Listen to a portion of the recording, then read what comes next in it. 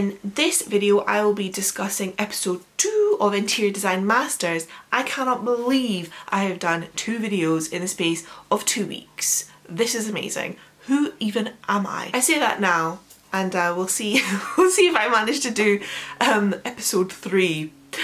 I may have run out of steam by that point, but we'll see. If you've been watching Interior Design Masters, which I really hope you have been, otherwise this video may be completely irrelevant to you. Episode 2 was when we headed down to Bournemouth, sunny Bournemouth, very sunny Bournemouth. I shouldn't complain. The brief was really wide, basically. We could do whatever we wanted. The hotel owners wanted 9 individually styled rooms in the designer's signature style. So basically anything went. We didn't get the brief until perhaps about a week or so before the install, which is really tight for a commercial property. Although the brief was pretty wide, the hotel owners did have specific things that they did need each room to have. So each room had to have hanging space for clothes, they had to have folding space for clothes, what else they have to have? A bespoke headboard and a chair. I think that's it. This makeover was particularly challenging because this is a commercial property. Not only is it a commercial property, but it is a hotel. So there are really strict regulations that you have to comply with. And ordinarily, a job like this, you would have surveyed the space, you would have also had a lot longer to work with the client and to order stuff in.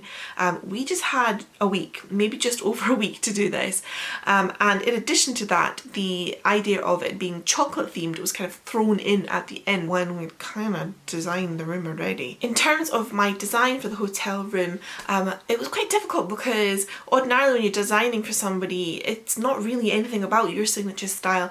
Yet a client may come to you because they like your style and previous jobs that you've done, but ultimately it's about the client, and it was quite tricky here because we never met the client, so it was quite difficult to discuss various ideas. So that kind of made things a little bit more tricky.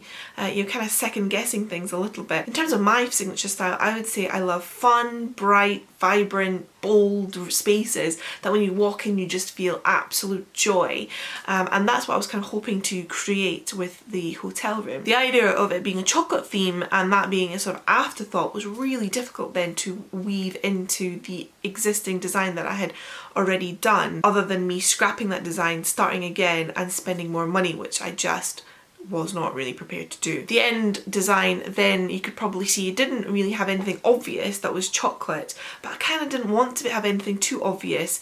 I suppose when you think about chocolate you might think brown, and I did not want to go down that route at all. I didn't want to become a chocolate cliche. I wanted to do something a little bit more different. I wanted to create a talking point, and I think I achieved that. And I wanted, I suppose, to do something a bit tongue-in-cheek really, and that's what the whole print on the wall saying milk choc came for. If I had more time and could do it all again, would I still do that same design? I think there'd be elements of that design that I would probably do, but I probably would change quite a few things. And the reason why I went with that design was I was restricted with the materials that I could get at the last minute that would comply with the regulations. I originally had a pattern fabric that I was going to use for the curtains, but we couldn't get them treated on time, and that's how we ended up with the black velvet curtains. We only had a week to do this, and I had the additional challenge of I was working at the same time. I was working full-time as a lawyer, and so I would be working 1 full week as a lawyer and trying to design and source stuff and get it all shipped up to Scotland for me, because we collected all the stuff in our houses, and then the following week I would be off work and filming. So it was really challenging and a huge exercise in time management and organisation. I had so many nightmares with this project. I think the first thing that went wrong, which is probably a sign really that of things to come, was that originally the furniture that I designed for the room, because I designed all the furniture, it was meant to be made from ply, and I had this delivered on the Friday, and then it was meant to be sent down on the Saturday. So the very next day it was meant to be sent down to the hotel for filming the for filming after the weekend on the Monday. But what arrived was actually fire resistant MDF and not plywood. So the company had totally messed up my order and sent that instead. The order arrived at 5 p.m. I had no time therefore to go and try and source any other materials. So I was pretty screwed at this point, I felt. So I just had to think on my feet quickly, what can I do with a shed load of fire retardant MDF? And basically not much, because if you've ever seen it, it's like this a really horrible red colour, and therefore this added so much more to my workload because it all had to be painted. If we were going to use it, which is all I could do because I had nothing else, we were going to have to prime this and paint it. And that's how I ended up with the white painted furniture with the flashes of neon. My original plan was to use ply and then layer 2 bits of ply, and then in the middle have a flash of like a neon coloured acrylic, so a really thin flash of it, not the thick band that I ended up with in the room. And the furniture was going to be made up like a sandwich of it. So you just see like a little flash in between and 2 layers of ply on either side. The other problem I had was when we arrived in the space, there was a lot of electrical problems in the room which had to be fixed, and that had to come out my budget. Other problems we had was trying to paint that room white. Was an absolute disaster. We pulled it off, but I think in the end my absolutely wonderful decorators had to do about 5 or 6 coats of the white paint, and it was like the hottest day of the year, and we were painting over wallpaper, and that paint was not drying, and that wallpaper was starting to come away.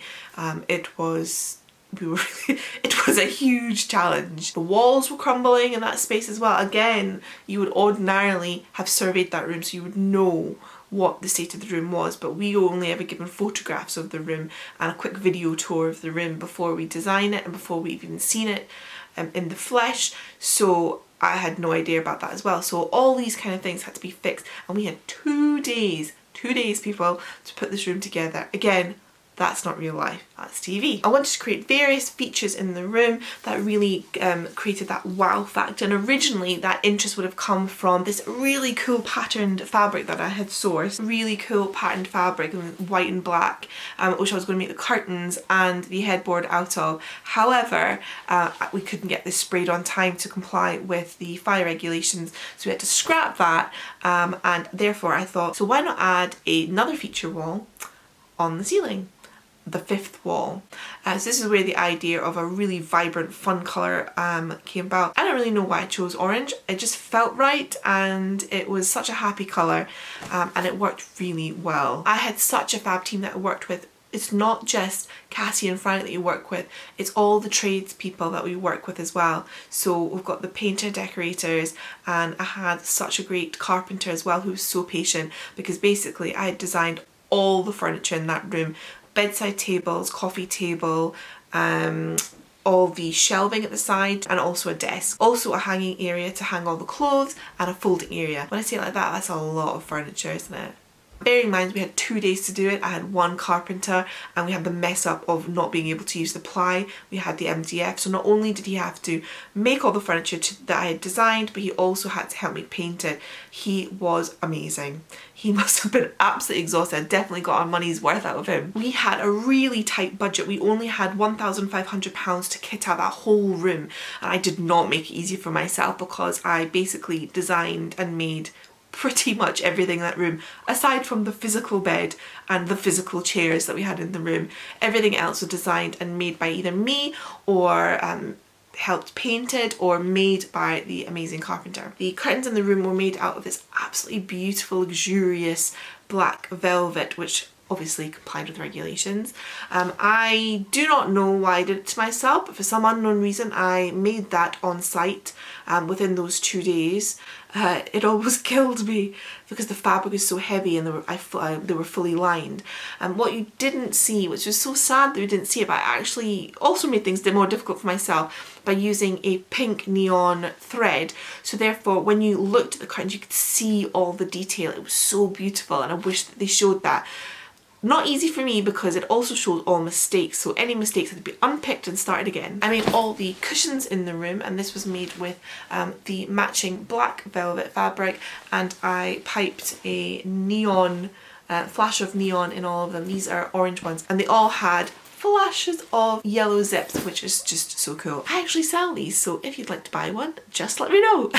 The other cushions I had in the room were made from that really cool fabric, and you see this is one that I'm supposed to be making, just not got around to it. But if you'd like one, let me know as well. But all the furniture that was already in there was really bulky and taking up so much floor space. So when you walked in, you just saw furniture that just was not really doing anything for the room. So I decided to scrap all that furniture and lift all the other bits of furniture up off the ground and onto the walls, and made a much better use of a really awkward space. Look who's awake and joining us and wanting to speak. You wanted to talk about episode 2 of the hotel rooms. And the artwork, of course, the artwork that got a bit of a hammering also, because I very cheekily just put milk chalk on the wall. Again, meh, it worked, it looked really cool. I designed all the artwork in the room because, again, part of the rules was that you had to have original artwork, and that was kind of throughout all episodes. My glasses are totally steaming up. I am sweating so much right now, holding her and trying to think about what I need to say next. What does I need to say next? Although I was absolutely gutted to be on the sofa for episode 2, must say, all the obstacles that were thrown at me on that episode, I am so proud of the way that I managed to think on my feet and just get through it, because that was a bloody difficult task and I survived. Although it was such a tough week, I really enjoyed it, and I really enjoyed the challenge. It's so weird, isn't it? It's difficult, but you do it all again with a heartbeat. I think that's probably all I'm able to say about episode 2 just now, as this one has done another jobby. I am sweating so much to do this. Hopefully, fingers crossed, this one will sleep through my video for next week. So I hope that gives you a bit of an insight into what went on behind the scenes for episode 2. It's not just all the drama that you see on TV. There's so much work goes on behind the scenes. And I need to go. Bye!